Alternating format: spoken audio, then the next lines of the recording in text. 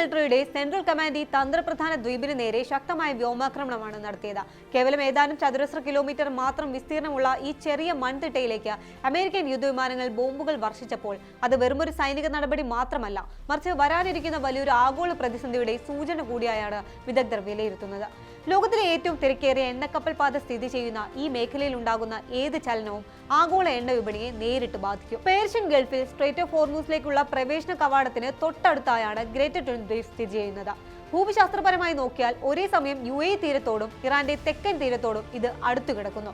Hormuz കടലിടുക്കിലൂടെ കടന്നു പോകുന്ന അന്താരാഷ്ട്ര കപ്പൽ ചാലുകളെ കൃത്യമായി നിരീക്ഷിക്കാൻ സാധിക്കുന്ന ഉയരത്തിലാണ് ഈ ദ്വീപിന്റെ സ്ഥാനം. ഇറാന്റെ പ്രധാന തീരത്തു നിന്നും ഏകദേശം 27 കിലോമീറ്ററും UAEയിലെ അൽഖൈമ തീരത്തു നിന്ന് 80 കിലോമീറ്ററും ദൂരത്തിലാണ് ഇത് സ്ഥിതി ചെയ്യുന്നത്.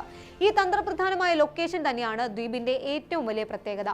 കടലിടുക്കിലൂടെയുള്ള അന്താരാഷ്ട്ര കപ്പൽ ഗതാഗതത്തെ പൂർണ്ണമായി നിരീക്ഷിക്കാനും ആവശ്യമെങ്കിൽ തടസ്സപ്പെടുത്താനും ഈ ദ്വീപ് കൈവശം വെക്കുന്ന രാജ്യത്തിന് സാധിക്കും. ഗ്രേറ്റർ ട്വിൻ ദ്വീപിന്റെ ഉടമസ്ഥാവകാശത്തെ ചൊല്ലി ഇറാനും UAEയും തമ്മിൽ പതിറ്റാണ്ടുകളായുള്ള പ്രാദേശിക തർക്കം നിലനിൽക്കുന്നുണ്ട്. ബ്രിട്ടീഷ് സൈന്യം ഈ മേഖലയിൽ നിന്ന് പിൻവാങ്ങിയതിന് തൊട്ടു പിന്നാലെ 1971 നവംബറിലാണ് Iran Greater Tunb, Lesser Tunb, Abu Musa എന്നീ 3 ദ്വീപുകളുടെ നിയന്ത്രണം സൈനിക നീക്കത്തിലൂടെ പിടിച്ചെടുത്തത്.